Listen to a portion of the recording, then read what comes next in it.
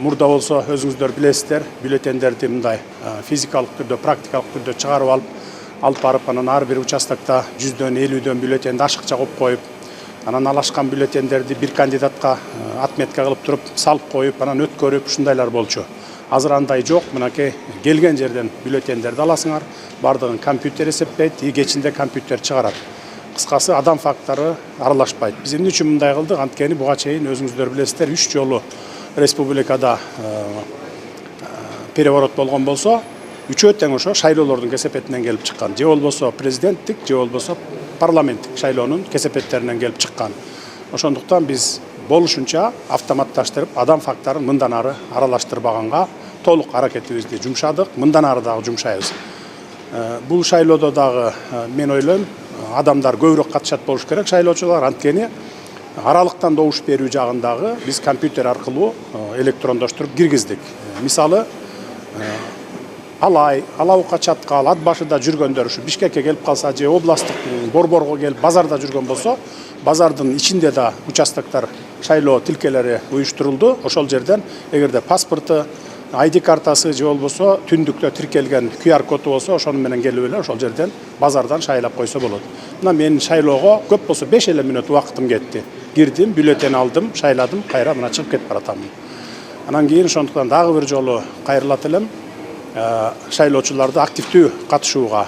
Кудай буйрса, бардык шайлоолор, мейли мындан ары парламенттик шайлоо болобу, жергиликтүү шайлоо болобу, кудай буйрса кийинки жылы президенттик шайлоо келатат. Ал шайлоодо дагы мындан дагы жакшы шарттарды түзүп берип, адам фактору аралашпагандай кылып, келечекте кудай буйрса түбөлүк деп айтсам да болот, шайлоодон чыр чыкпагандай кылып биз бардыгын жасайбыз.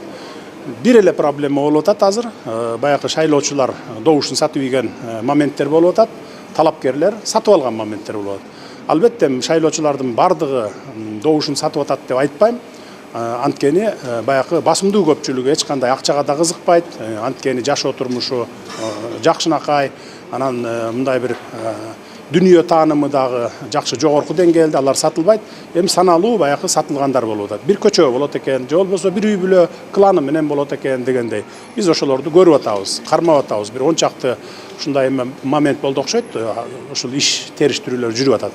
Анан жалпы элден суранат элем, мен мындан ары мына биз шайлоо системасын бийлик оңдоп, адам фактору аралашпагандай кылып, мындан ары чыр чыкпагандай кылып туруп жасап бердик. Эми калганын ошо добушту сатпаганын, анан талапкерлердин сатып алып атканын эл өзүңөр, мына эл деген силерсиңер, журналисттер, айылдагыларыбыз, шаардагылар, райондогулар, анан чет өлкөдө жүргөндөр дагы. Мына чет өлкөдө жүргөндөр дагы азыр мурда болсо бир жума мурун келип катталып, мен кийинки жумада шайлоого катышам деп атайы келип катталып, андан кийин анан келип анан шайлоочу.